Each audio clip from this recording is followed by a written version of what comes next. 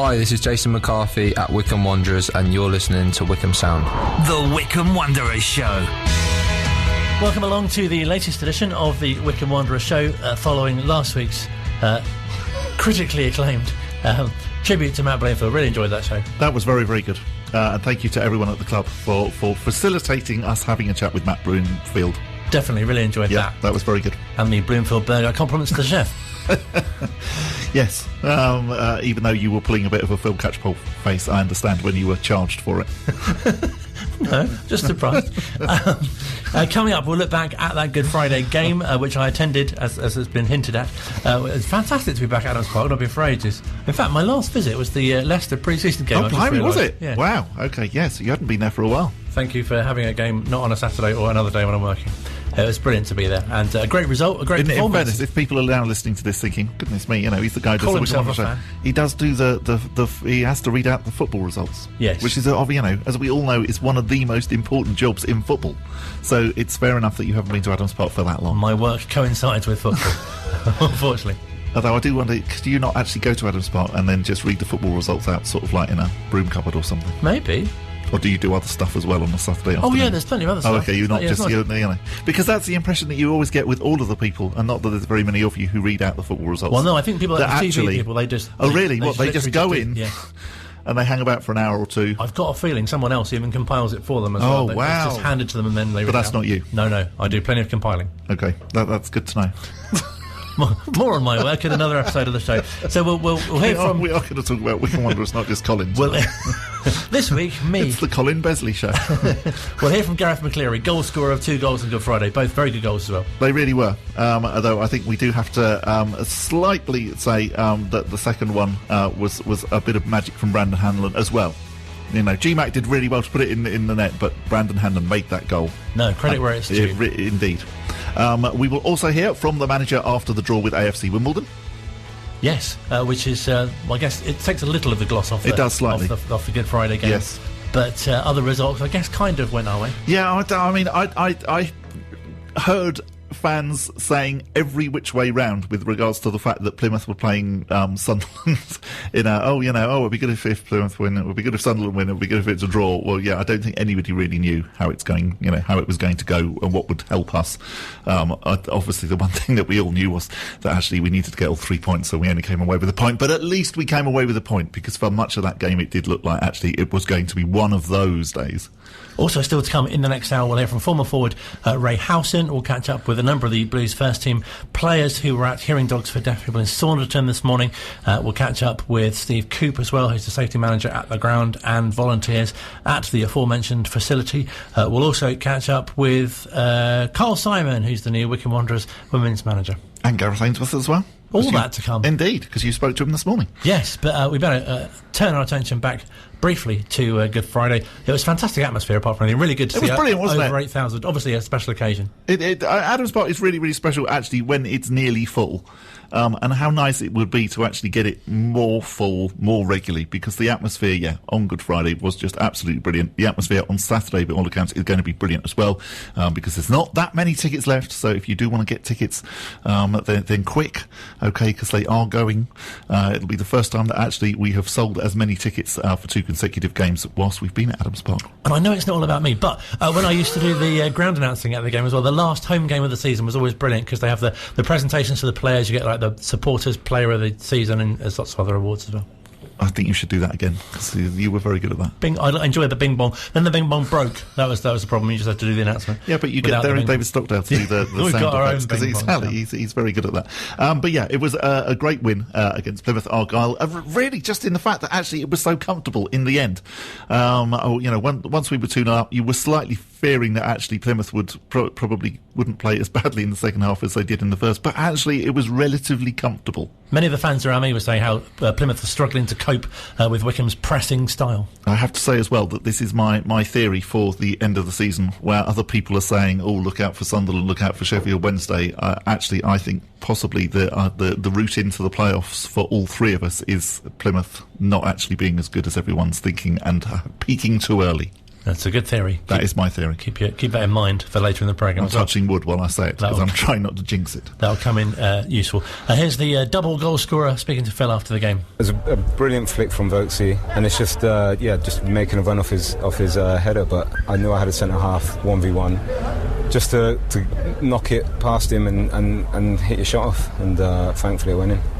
Not a narrow angle, it was a tightish angle, but what were you thinking as you looked up? You think, right, near post, far post.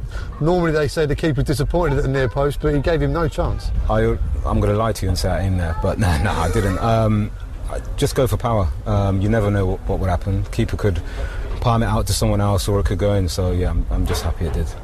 And that second goal, Brandon Hanlon, wow, you owe him a beer tonight or whatever he drinks, because that pass, fantastic. Yeah, but not even the pass. It's right at the beginning. I think he won the ball in a 50-50 and then knocked the ball around the defender, ran off the pitch, got it on the other side, and then played a sublime outside of foot pass. To be fair, I was quite surprised it got through. But yeah, then the rest, obviously, it went in, and I think the celebration, it was appreciation to him as well, so yeah, it was brilliant. What goes through your mind as that ball comes across and you realise it is going to get through to you? The goal's at your mercy, everyone's going to back you to score, but you've still got a bit of work to do there. What do you think about in that moment? Yes, it is tough. You've got the keeper coming across. You could either go the side that he's just come from, or obviously near post, but part of me want to take a touch to sit him down and then finish, but I thought just go back across the side where he came from, and then hopefully it went in, but I think it went for his legs, so I'm grateful. And in the second half, there was a lovely bit of work on the left-hand side again. It dropped to you just inside the area, and we were all expecting you to volley that one in the top corner, but you passed it instead on a hat-trick. It nearly came off for Vokesy. Yeah. I've said this, well, I'm not one that wants all the accolades, so if someone's in a better position to score, I will try and pass it. I'm just happy to score two and we win the game.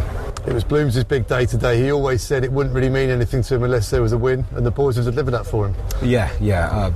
Bloom's has been different class. He's someone that I look up to. You can still learn no matter your age. There's been times last season that he will be the hardest one working, and I will take inspiration from that. And since his transition into coaching this year, we've definitely taken a lot from him, his attention to detail, and I've told him that as well. So I think he's got a huge career in coaching, and hopefully we can get into the playoffs for him, the gaffer and Bear. Really nice tribute to Matt Bloomfield there from Gareth McCleary, and Gareth saying post-match that Gareth is a player who is better than this level. Yes. Oh, no, I think that's true. And again, we were talking before the show began when we were chatting with Luke actually about comments that you hear made around you. And I can remember a few weeks ago hearing a couple of people saying how Gareth McCleary wasn't nearly as good since he'd come back from injury. And I hope that they're now eating their words, because I think he's been spectacular and he was really, really good on Saturday. On Good Friday. A comment made by a small boy around me on Saturday was, I can't see. This is because I'm 6'4", and... Did you offer to swap seats? I did. Did you? Yeah. Oh, that's really kind. Oh, that's right. He declined my offer. Oh, did he? Yeah. He moved one place though, because there was a spare seat above me.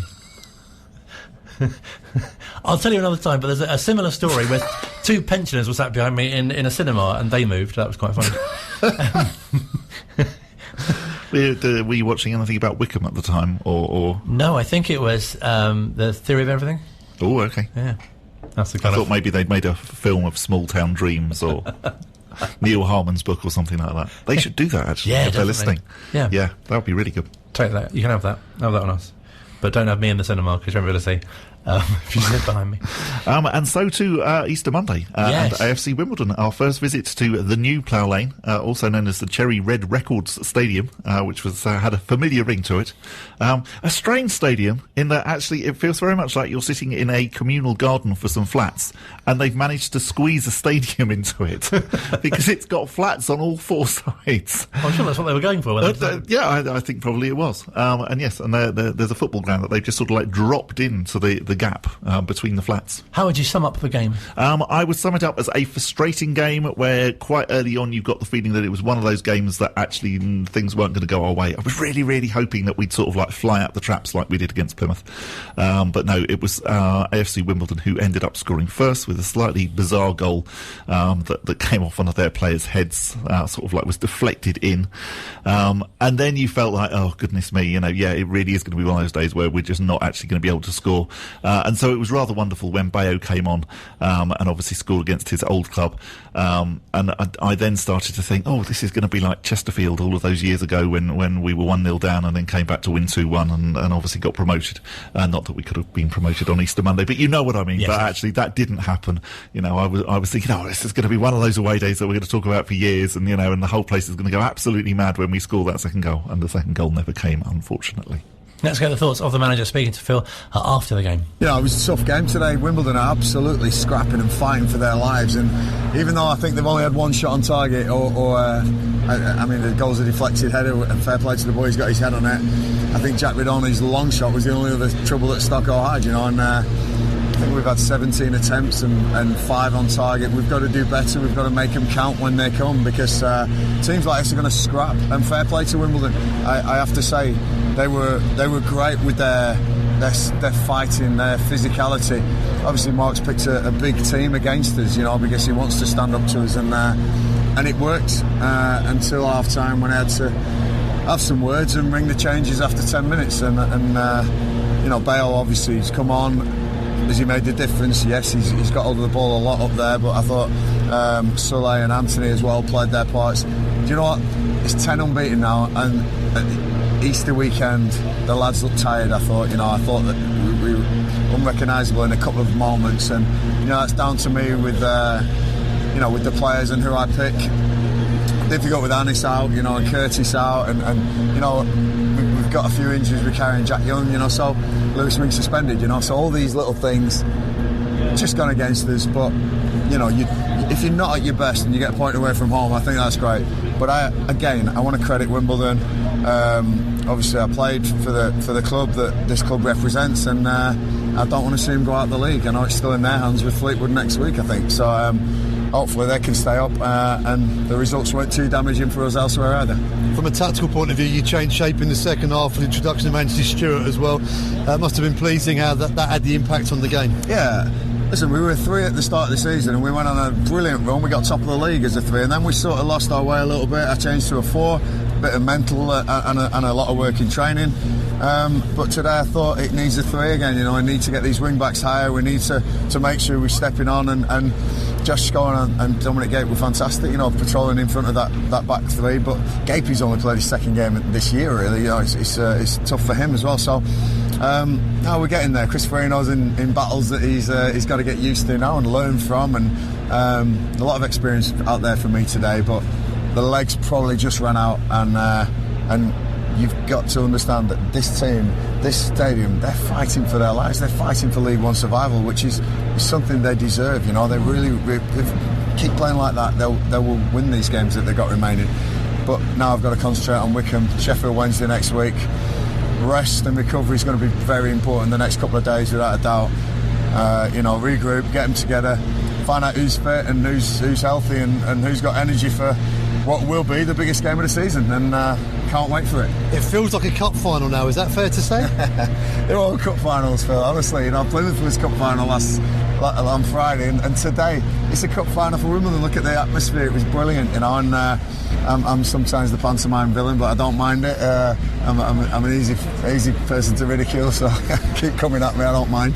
Just stay away from my boys, because they were giving everything out there, and they really are a great bunch to work with. They're devastated in there, they're down, they feel like they've been beat, and I said, look, we ain't been great today. Wimbledon are scrapping, and to get a point here, it's not a bad result. There's a few teams now who are going to take points off people.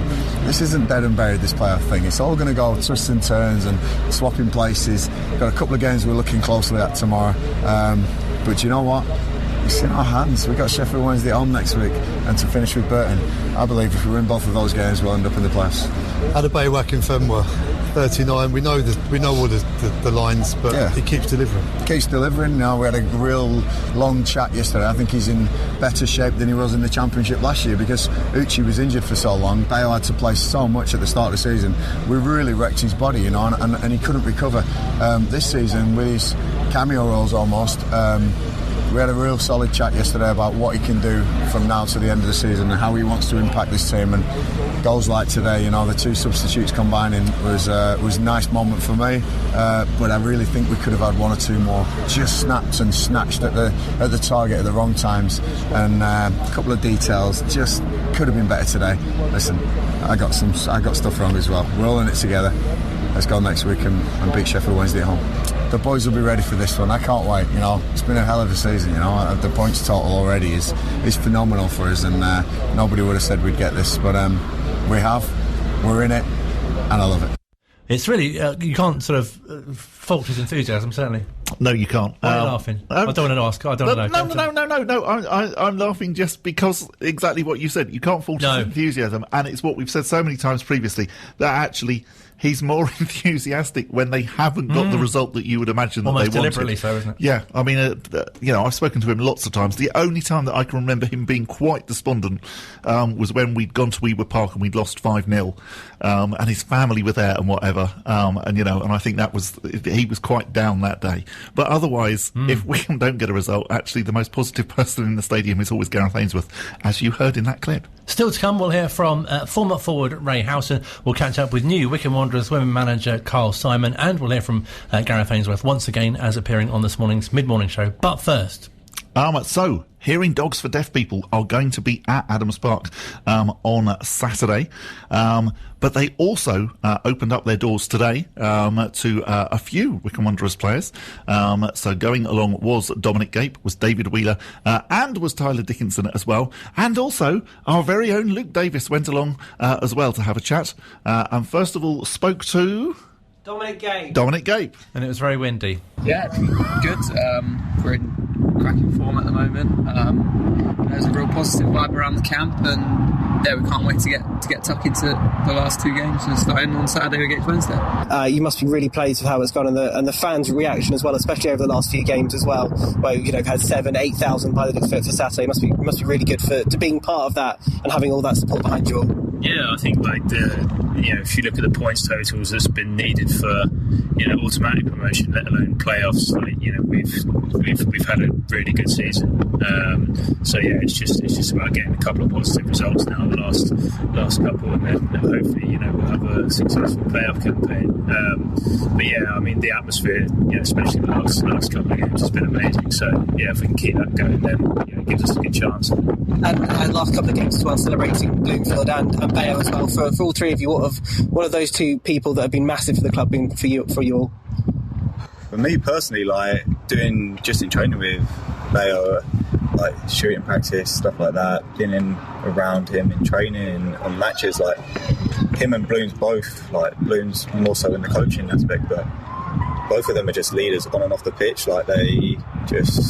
Everyone respects them in the way they just handle themselves, and if you want to look at two professionals going through their careers like me, you can't look at two better professionals. Fantastic campaigns together, and to be able to perform at that level for that period of time is nothing short of unbelievable. The best thing about the pair of them, taken away from it, was the people they are, two true gents. It's been an absolute pleasure to share a dressing room with both of them, and there's no doubt they're going to be the season and into the future with Wanderers as well. Yeah, I mean, both of them in different ways on the pitch, have shown me ways to be, ways to respond to every different sort of scenario that you'd come across and be up against, and yeah, to share a promotion season with them a couple of years ago was such an amazing experience.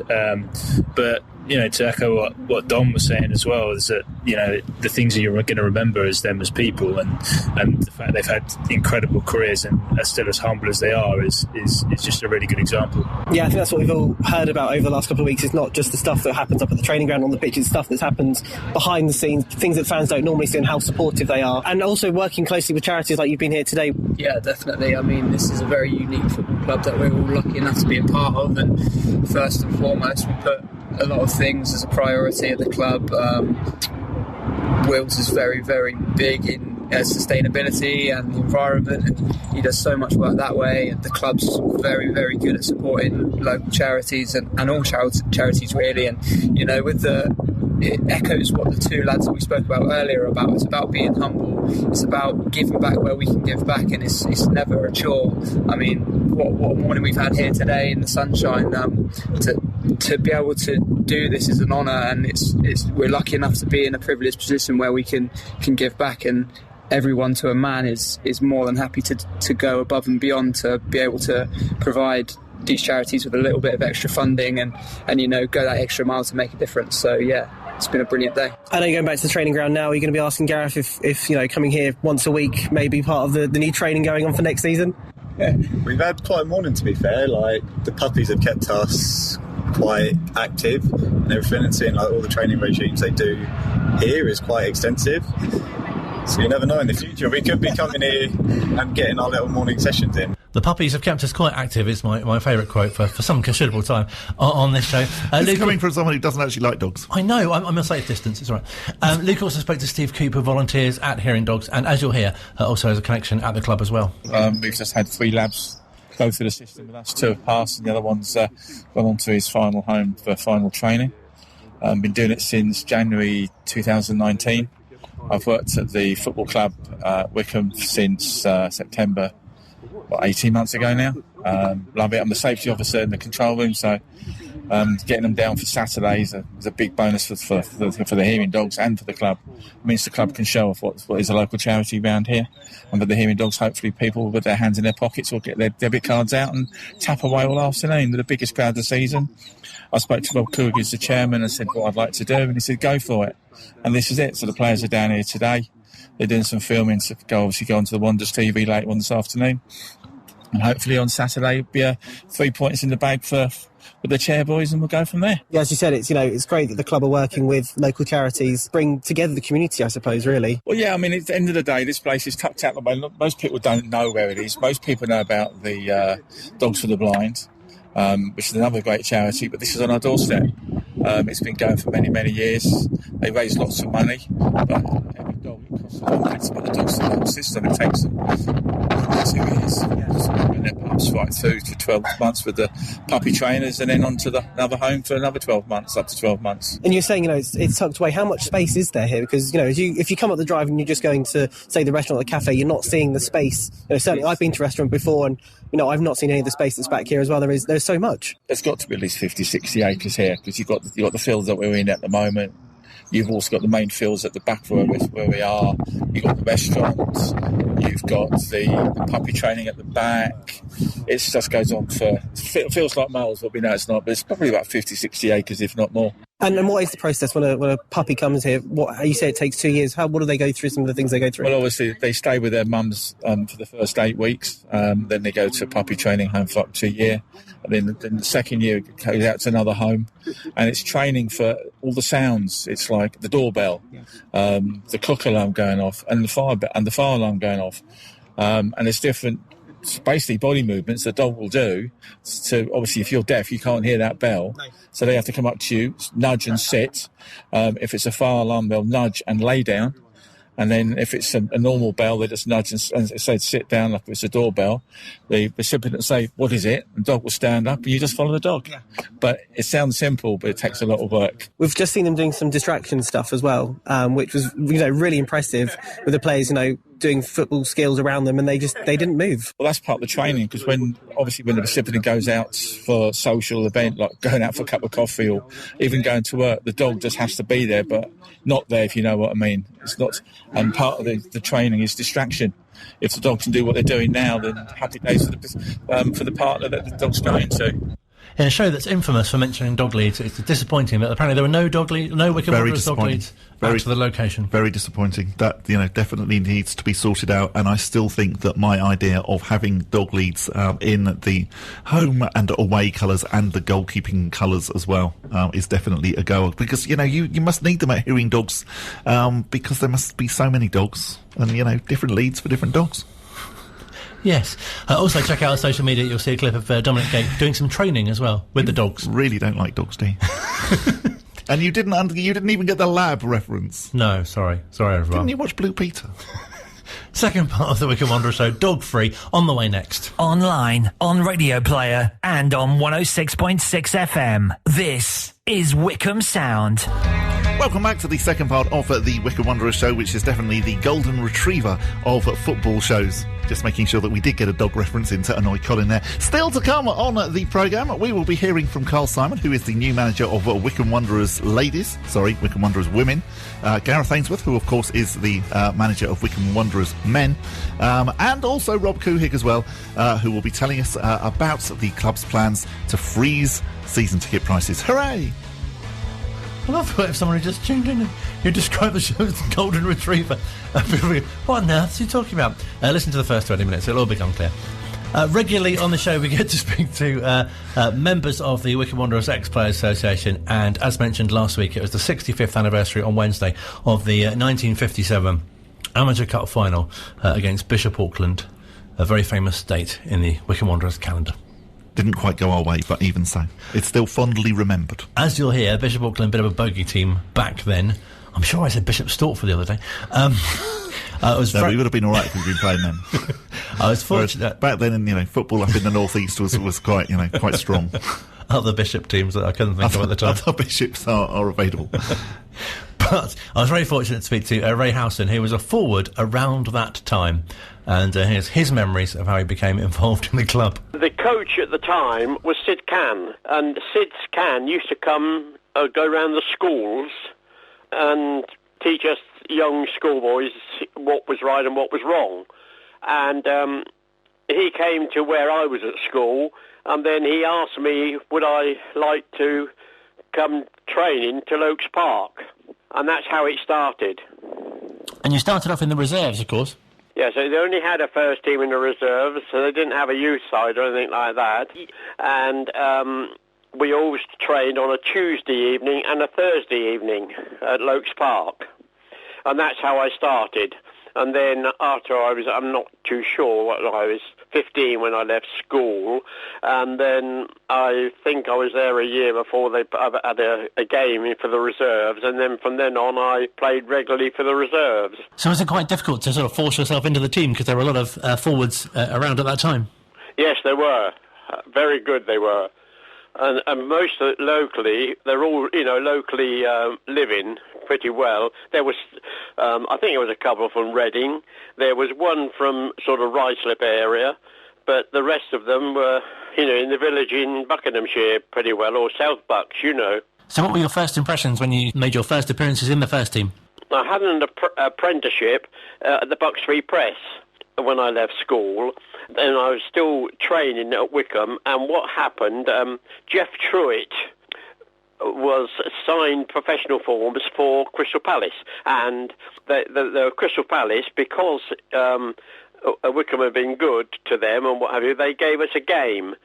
And when I was apprentice, I had to go to London School Print every Monday, but Wycombe played or had this invitation to play Crystal Palace Monday night at Selhurst Park, and the inside right at the time in the first team was a very good player, quite a bit older than me, Cliff Trott, and he got injured, I think, the Saturday, and I was told to take my boots to London School Print and then make my way to Selhurst Park in the evening, and that's what I did.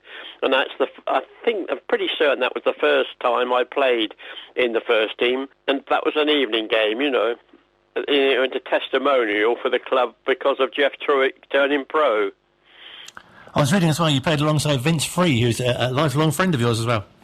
Vince Free is my best pal. We've known each other pretty well at school, and then He passed for the Tech and I didn't. But we still played football for Wycombe, as you know. But I don't think Vince played that night. I think Wycombe played their first team, and the only problem was it was because Cliff Trott had got injured, you know, so I played. And did it feel like a really sort of golden time at the club? Because obviously when you were just trying to get into the first team, there were people like, you know, Mickey Rockwell and Dennis Atkins and people like that there as well. Oh, they were, yes. Mickey Rockwell was my cousin, funny enough. Oh, wow. Yes, Mickey Rockwell played on the right wing. Yeah, Dennis Atkins. Well, I watched Dennis Atkins as a boy. I think, well, you would know, Colin, that Dennis Atkins is 90, isn't he? Yes, absolutely. We spoke to him as well on the show. Yes, I think he used to live at Berkhamsted, not far away, I know. But Dennis Atkins was the best shot of a football, dead ball shot that I've ever seen. And, of course, when we played with a leather ball, which had a lace in it, you know, used to blow it up, and then, I mean, they play now, don't they, with a lighter ball, which I say is a beach ball. But Dennis Atkins was superb and a very nice guy as well. And I have seen him at one or two of our functions, you know. Not a super guy, Dennis Atkins, but the hardest shot of a dead ball I've ever seen. And what was it like playing under Sid Can? Very good. Yes, he came, as I say, he came to the schools and invited me up there, but he was very knowledgeable. I mean, I was born in Devon, and he's a Devon man, he was. I think you'll find he played for Torquay, but he also played for Manchester City. But he was very, very helpful, nice guy, really can't say anything. I mean, we had a few words at times that I wasn't doing quite what he wanted me to do, but nevertheless, extremely nice guy and very knowledgeable, you know. He'd passed all his coaching badges and what have you. And, of course, that's how he got the England youth manager's job, where he was still at Wycombe, I think, at the time. He hadn't left Wycombe. So, yes, very nice guy. And the Devonian, which I was born in Exeter, so I always think about that. You know, he was the same as I was. Obviously, last week was the anniversary of the Amateur Cup final. That must have been fantastic to be around the team at that time. Yes, a wonderful lot they were. They were very nice. I was invited, as I said to you, by Sid Can up there from school, and I was a young lad, and the others were quite a bit old. I mean, then that 1957 side, there's only two still alive, isn't there? Dennis Sarr at the goalkeeper and Lem Worley. And the rest of them, unfortunately, have passed on. But they were all very, very helpful. You could never fault them. And as we trained together, you know, and it was very, very, very happy. I loved it. And, of course, when we went to Wembley, I mean, we went with them, you know, not in the same coach. I think the two coaches went. The first team coach, obviously the ones that played, and the reserve team coach went as well. And then we went back after the game. We all went back for a big meal at Cookham. But smashing time, really, when I look back and feel how good they were to me, you know. It must have been fantastic to look back on your career as well. I know you were on the books of Arsenal and had England. Youth. That's right, yeah. Yes, it was.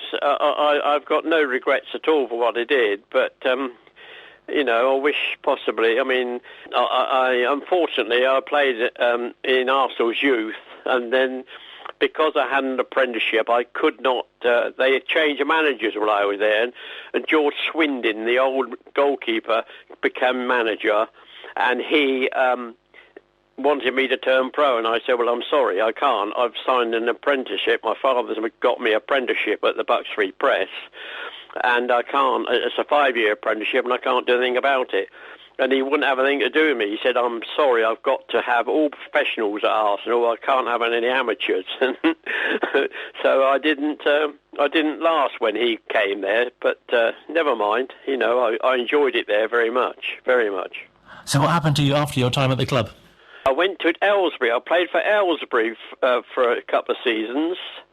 And then after that, I think I played because Jerry Free, Vince Free, we both went to Chalfont St Peter and played there. We had quite a strong side there, but which I quite enjoyed, you know. But they weren't. The standard was, I think it was a Spartan League in those days, and where the top league, of course, was the Isthmian League, where we played at Wycombe. I understand you've been a regular attendee at Adams Park as well. Yes, I haven't been just recently because my wife hasn't been very well, but we haven't been. But she watches it on she pays through the phone and what have you, and watches it at home here. No, of course. I understand your wife's a very well-known former dance teacher as well locally. Yes, she's my daughter now runs the dance school, along with her daughter, our granddaughter. You know, yes, she was very up into that, and it shows a lot of interest as well in it. You know. No, definitely, and obviously your connection with the Ex-Players Association as well. That's fantastic that you still get to meet up with former teammates. I do. Yes, it's very good, very, very good. Yes, I'm very happy about it all, you know. I really can't say, you know, anything bad about the Wycombe or the club or anything like that, because they treated me very well. There's no doubt about it. But, yes, you know, things have been fine there, you know, and I mean, my father used to take me as a boy to see them. I mean, I can remember clearly watching Dick Tumner, who had just had his birthday this week. He's 93. Yes, incredible. Yes. Now, dear old Dick, I watched him, and of course, when I got married and we bought our first house, I bought my first house off Dick Tumner. Oh wow! He had his own business in Crendon Street. Nice guy, but Dick, but. Yeah, he's still going strong, isn't he? No, absolutely. So overall, how do you look back at your time at the club and then the players that you played with? The first team in that 1957 was a very strong side. There's no doubt about it. But one player that used to stand out, and he's one of the ones that's still alive, is Len Worley. He was superb, you know. His cousin David, who unfortunately has passed on, played in the reserves with me, played at right half. But Len played, as you know, outside right, and his ability on the ball, well, I think you'll find, I've got this right, he played for Spurs on a couple of occasions when that Terry Medwin got injured. He didn't like to, he said, no, I said, yes, you did, you're not being honest, you know. But superb, Len Worley. But so, that Cliff Trott, who played inside right, was a real grafter, you know. Not such a good ball player, possibly, as Len, but he worked his socks off, you know. It was superb. And there was Paul Bates at centre forward, Jack Tomlin inside left, and Frank Smith, who was stationed, wasn't he, at RAF Holton. He was outside left. He got the goal at Wembley, didn't he? That's right, yes. He got the only goal, yes. Because Bishop Auckland were a bit of a bogey team in those days, weren't they? Yes, they were, yes. I saw them beat Wycombe at Brentford when I was younger, 1950, I think it was, when that Hardesty played and Nimmins played, and when Jock McCullum played for Wycombe, and Freddie Gearing, and George Jackson, of course. George Jackson, who ran the reserves at Wycombe, was a wonderful man. That George Jackson played left back. But, yes, I've got no regrets at all, Colin, really, that I don't seem to get up there now this season or the bit of last season like we were. We were season ticket holders, but I don't get round to it now. You know, I let it go and watch it on the television.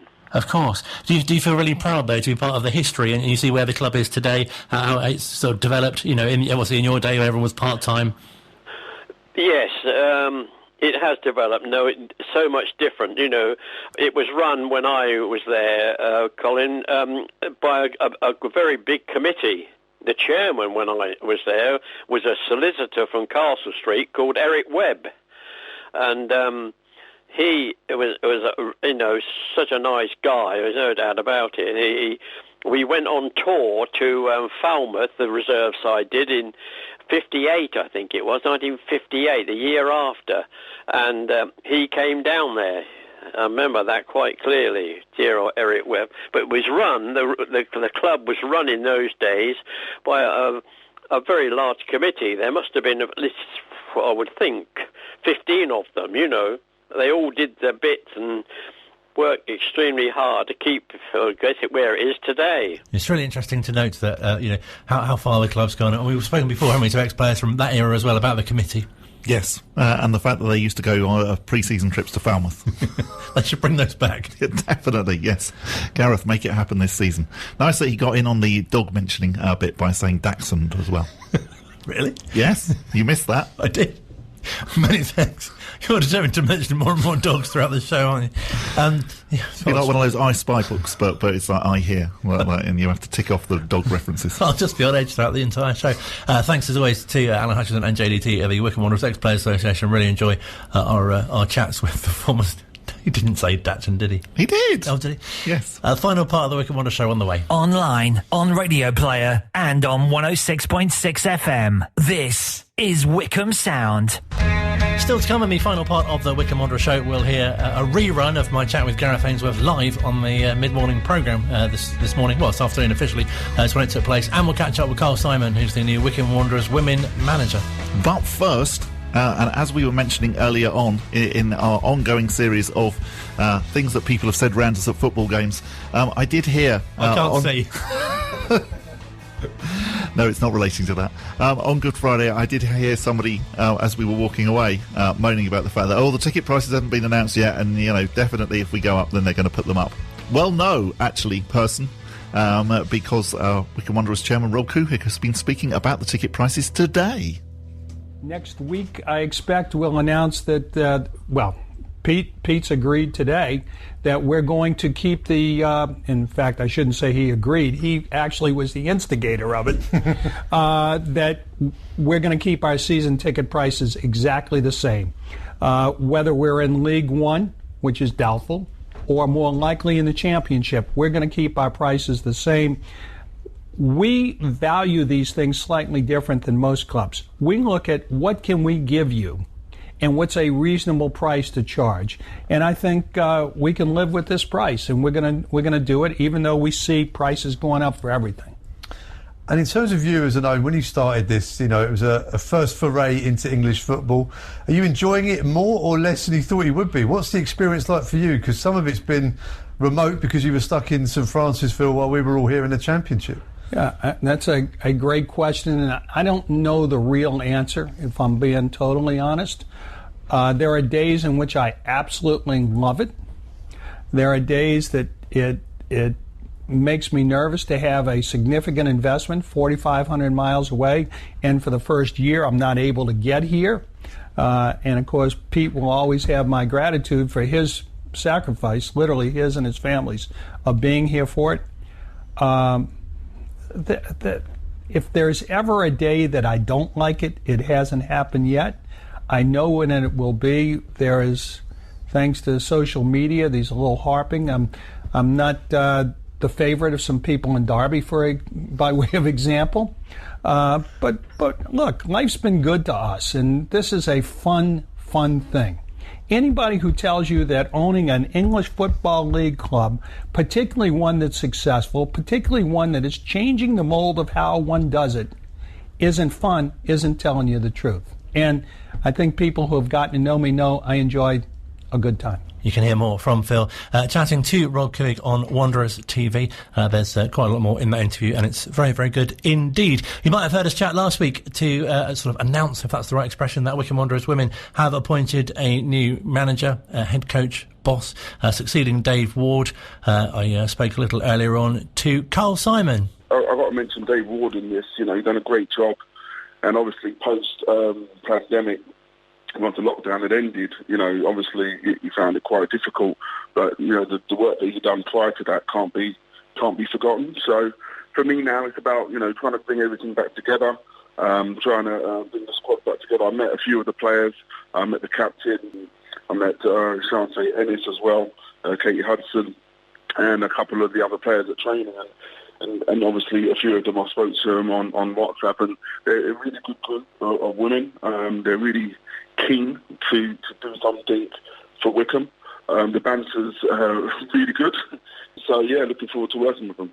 And something else which must really excite you is the success of the under-18s and the reserves as well. Well, the under-18s especially have been fantastic. You know, won the Barks and Bucks Cup and didn't really win the league, and the reserves, you know, both Kristen and Lisa have done great jobs with the players there. Recently went last 2 weeks to watch both teams play. A lot of really good players there. So I'm excited to see what we can do with them as well, and see what players can make the step up to first team. And something you must have noticed through your experience in your time at Watford as well, it's a really exciting time for women's football generally as well. It's an amazing time. It's an amazing time to be involved in women's football. The growth is, you know, is something that's real. If you ever go and watch under 10 girls play now, you can see the ambition is real for them now. The application is a lot better. And the pathway is there. And like I say, for a club like Wycombe, we need to be in the National League and more. And we need to push for that from last season, definitely. I think the most important thing is just to get that unity between all three squads, for under-18s, reserves and first team, get the players engaged. The facilities, the training facilities that we have are very good. And it's just, you know, getting everyone back together. I think post-pandemic hit Wycombe harder than most, and it's, you know, they've had that time now, and I think it's a good time to come in and get things going again. Obviously, player recruitment is going to be vital for us, and see what players we can bring in. So what's the schedule like for yourself and the team now, between sort of now and the new season? Well, I was at a meeting last night with Nigel and Tony. Their enthusiasm for the women's games, you know, it shines through. They're really committed to developing and progressing the women's game in Wycombe. And at the moment, we're just looking to play games. So we've got QPR reserves this Sunday, and we're going to pencil in a few more friendly games before we get a talent ID event, hopefully down at Adams Park. And what's your message to both current players, future players, and indeed kind of fans of Wycombe Wanderers Women generally? Well, to the players, you know, basically, you know, that, you know, they can trust that the coaches that I brought in, myself, Dan Webber, who I've worked with for nearly 4 years now, and Jamie Bailey, a lot of experience, and similar to myself, coaching journey.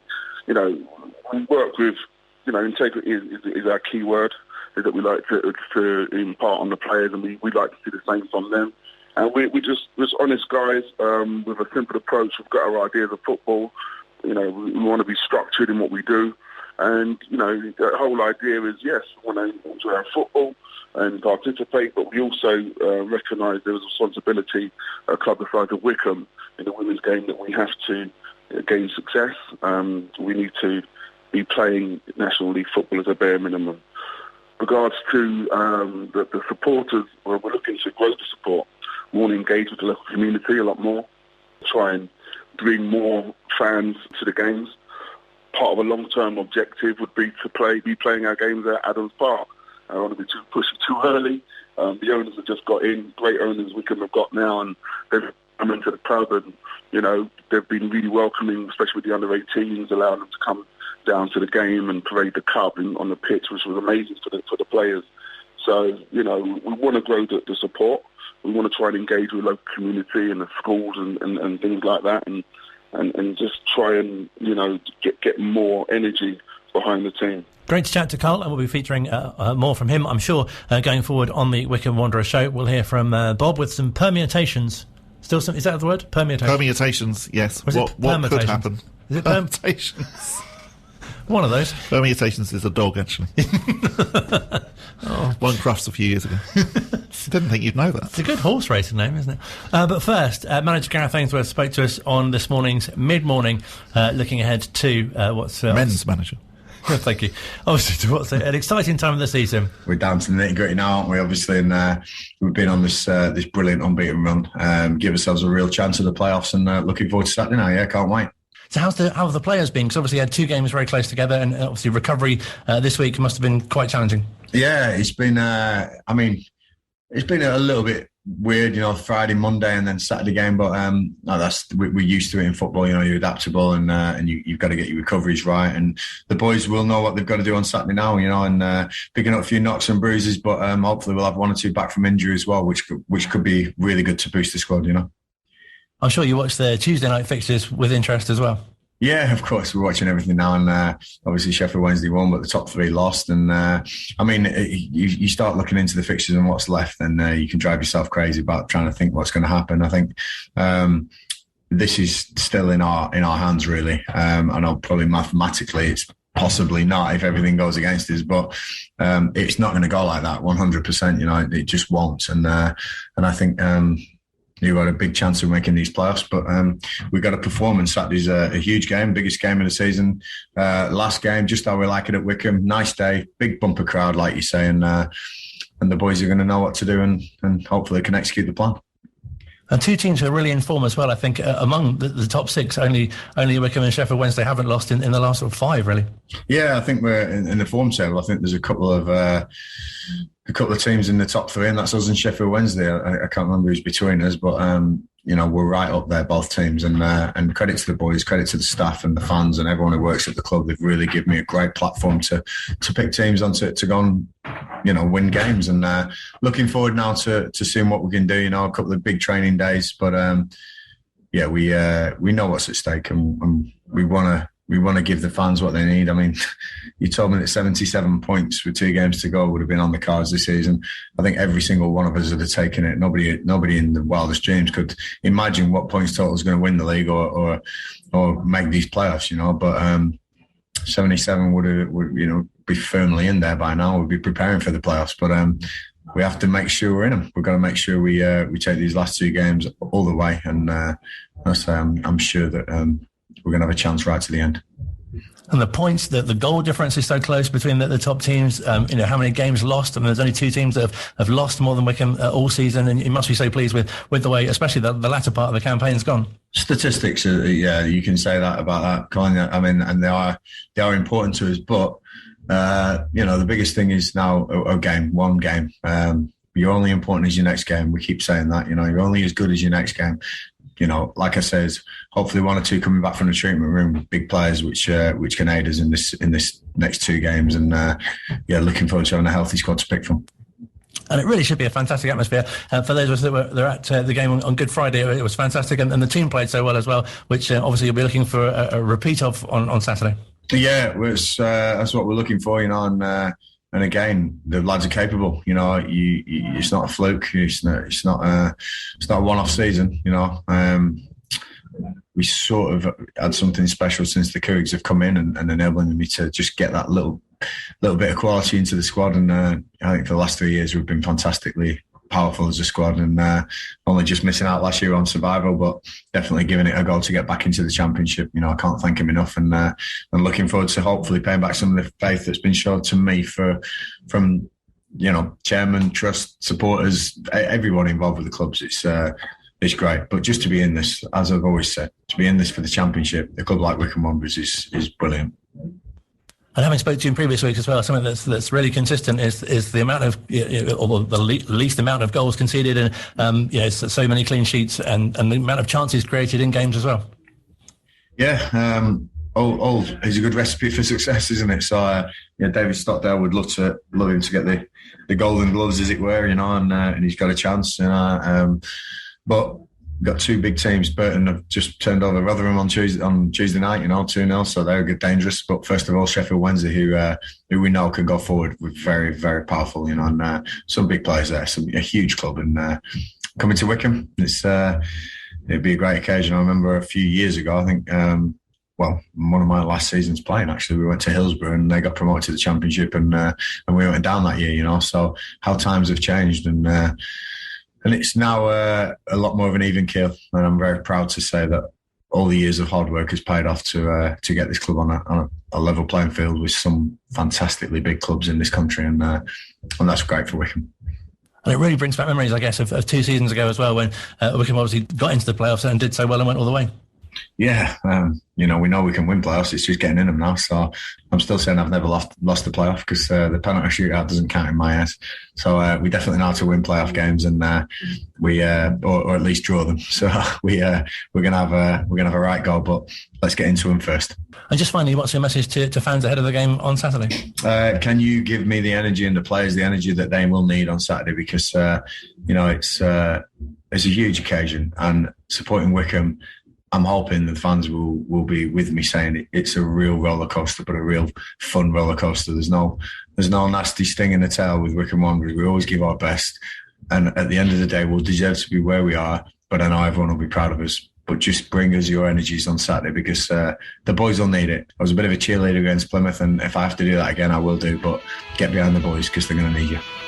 And looking at the table, it couldn't be tighter, so I think we can assume that Wigan, Rotherham and MK Dons will definitely be contesting the promotion places.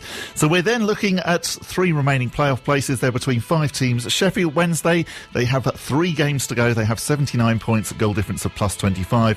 Plymouth Argyle, 2 games to go, 79 points, also goal difference of plus 25. Wycombe Wanderers, 2 games to go, 77 points, goal difference of plus 22. And then just below us, Sunderland, 3 games to go, 77 plus 21. And Oxford, 2 games to go, 75 plus 24.